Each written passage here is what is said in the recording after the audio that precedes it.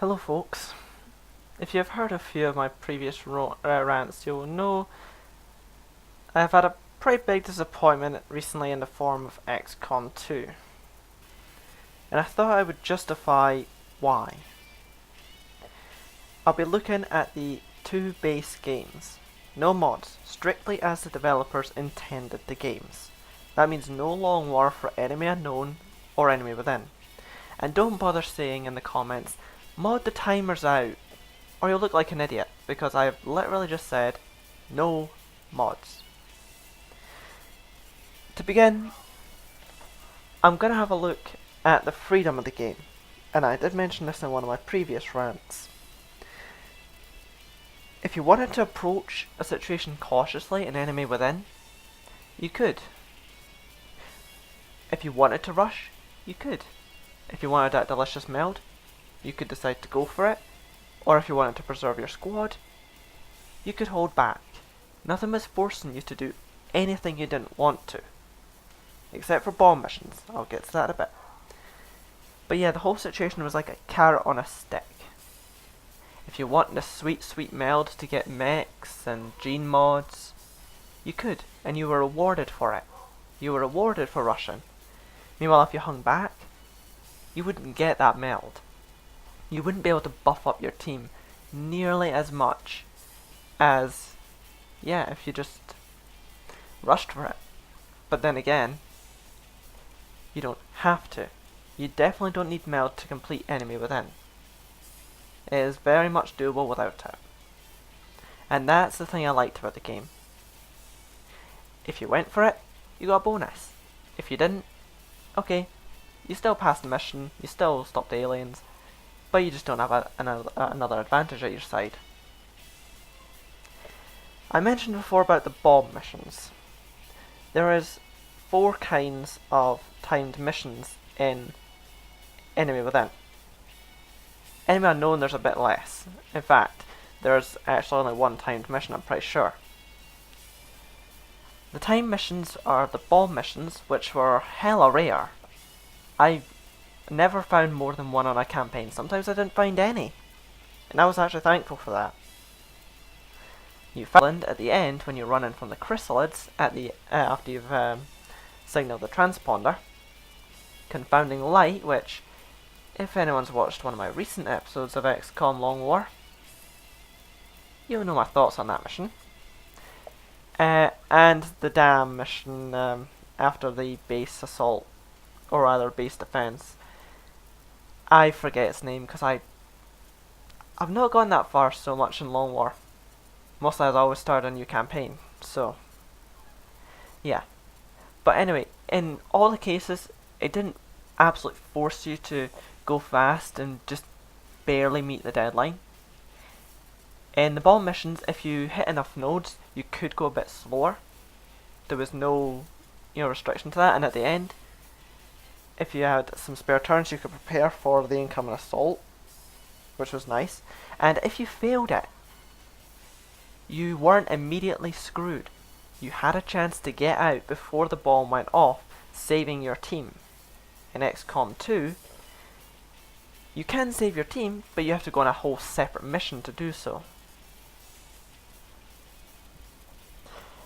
With the other ones, yeah, the timers aren't too bad. I mean, I've never failed due to the timers on the missions, but I suppose that's the best way to do it.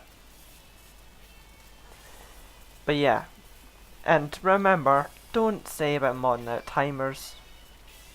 You'll just look like an idiot. Anyway, let's go on to multiplayer. Kind of a personal subject for me.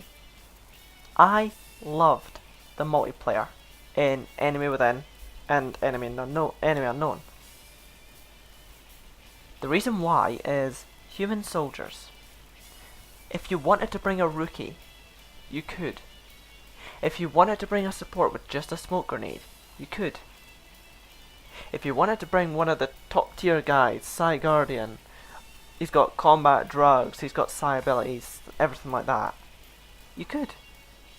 But if you wanted, you could just have him in basic armor.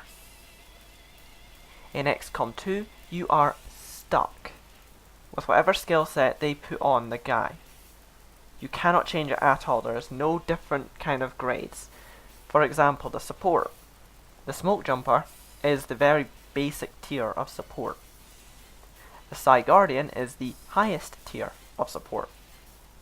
But, of course, as you go up the tiers, they do get more expensive. And they do have some different skills in each thing, which also makes playstyles a bit different. You also have a medic one, which I actually quite fondly liked, because it had sprinter, skeleton suits, plus light plasma rifles on them.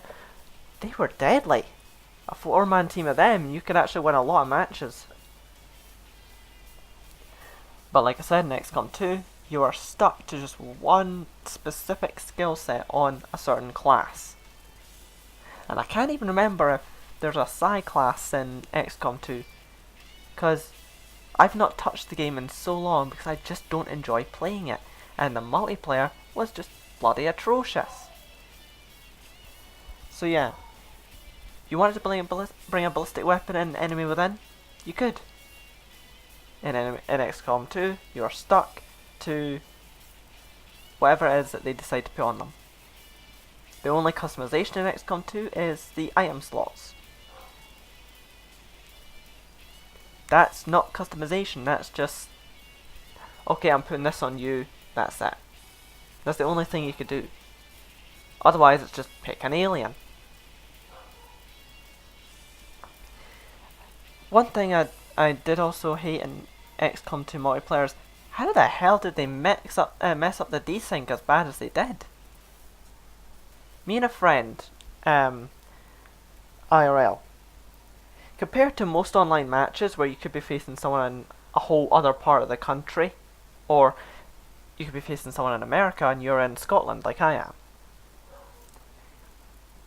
In XCOM Enemy Within, there was nowhere near as bad a desync. In fact, as the opponent moved, you would usually see it like a second or a few after. In XCOM 2, there was 2 whole minutes of desync, and me and my friend pretty much lived right next door compared to most matches online.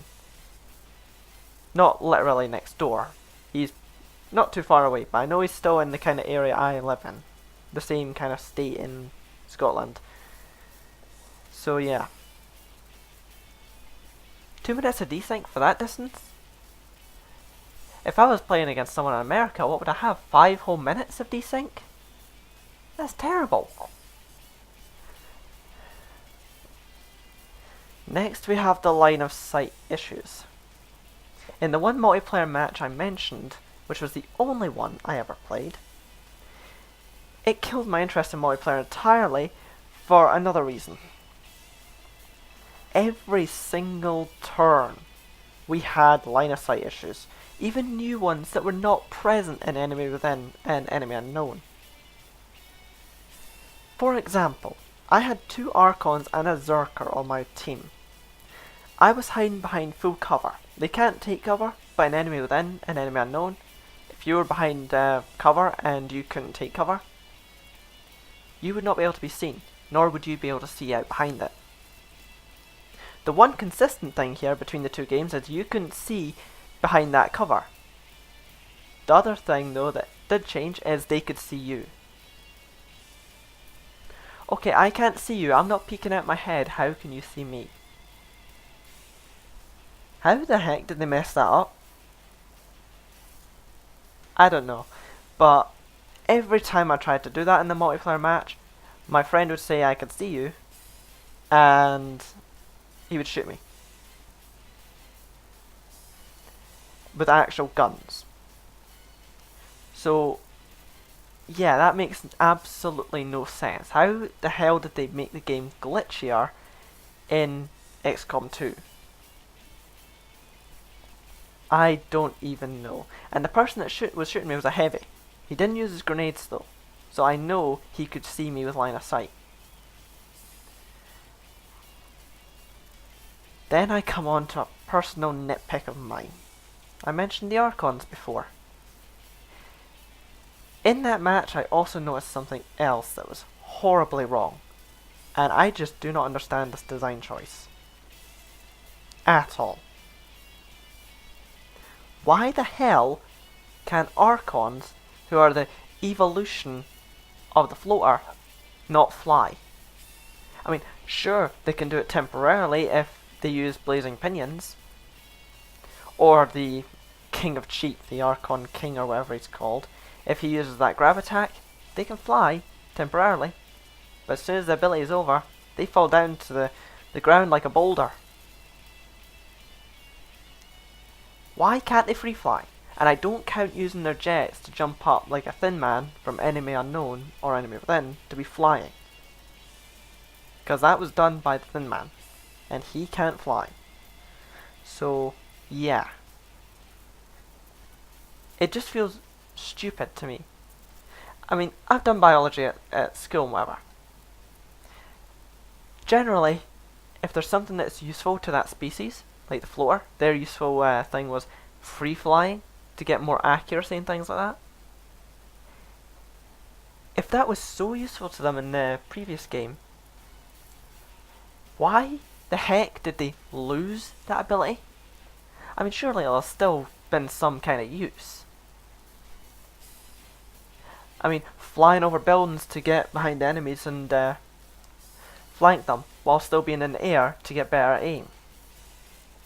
And having that defense bonus, you know, or dodge, as it's called in this game. Which is another thing I don't like, but I'm not going to make a whole big argument about that. They had to change it up somehow, but still.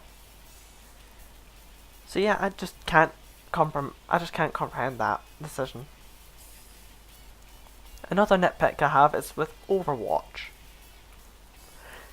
In Enemy Unknown and Enemy Within, you had to either kill the alien to remove it, flashbang or poison them to make sure they can't hit nearly as well. They could still hit, but not nearly as well.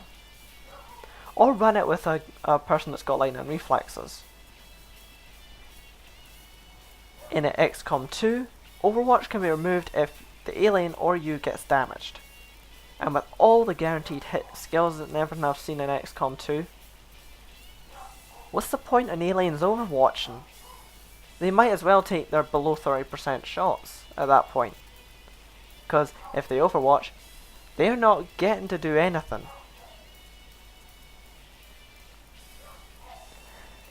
And speaking of guaranteed hit things, if you get a soldier with a stock, that's pretty much it for the alien overwatches. Because even if you missed, you would still do at minimum 1 damage with the basic stock. So, what's the point in overwatches again? I'm sorry, I can't comprehend this. Last but not least is the big stinker recently. The alien rulers. Oh boy. Adding a unit that breaks all of the basic rules in the game is not a sensible way to make them tough. I understand if you're going for something Dark Souls-esque, but Dark Souls doesn't cheat. Dark Souls, as much as it's a tough game, it does it fairly. It doesn't let the AI cheat. Doom, which is another game that recently came out, it doesn't cheat.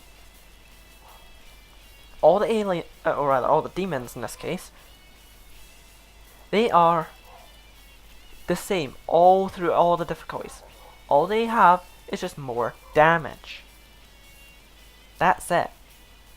As far as I could tell, all the health is the same. Ultra Nightmare. You die, that's it, you're back to the start of the game. But that is where your skill really comes into play.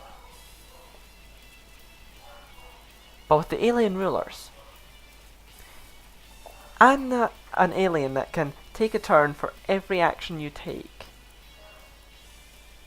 No. Just no. And then they buffed them. They took that bullshit idea and buffed it. For every action you don't take in a turn and you just end your turn, they will get as many actions as you skipped. So if you had a full team of 6 and you decided for whatever reason, oh, I'm just going to skip this turn, He gets 12 fucking actions. And, yeah.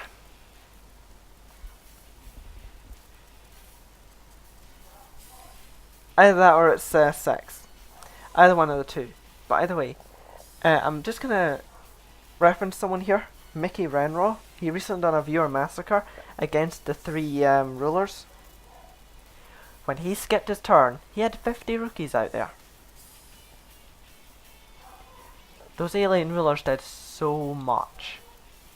They could have pretty much ran circles around the map 3 times over, with 50 to 100 actions.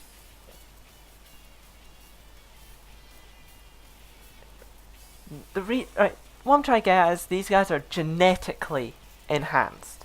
They are not masters of time. They're not Dialga from Pokemon. Genetically enhanced. One way to solve this issue would be to remove that stupid ruler reaction shit. But add some health, or maybe just keep the health as it is. Or maybe just make them a wee bit stronger since you're not getting that ruler reaction bullshit. But instead, give them maybe a bit more armor to make them more durable, plus give them plenty of perks. Or at the start of the game, give them a few perks, but the longer they stay alive, the more perks they get. And later on in the game, they might have, if the Viper King lived long enough to the very end of the game, he might have almost every perk in the game. That would make them actually a fair fight if they could get 2 turns. Because they are obeying the game rules at that point. They've just got plenty of perks and health to back them up. That would be an actual boss fight. Not this, I get 12 freaking turns every turn you get, pretty much. That is not the way to make a boss.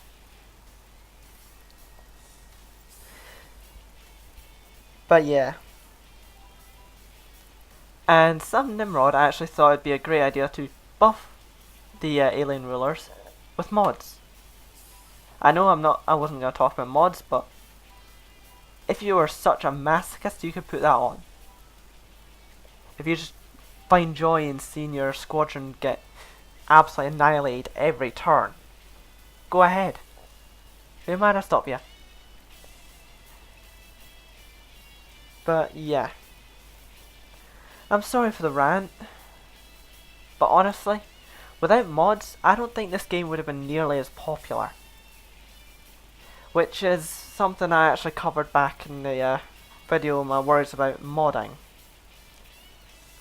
That game developers will start to get lazy with mods being such a prominent aspect of PC gaming. And now with consoles, thanks to Fallout 4, though at least Bethesda are actually making an effort to make the game good. And not just trashing it every single turn. But yeah, I covered this issue that modding would make developers lazy, and that they would rely on mods to make their game good, and profit off of that.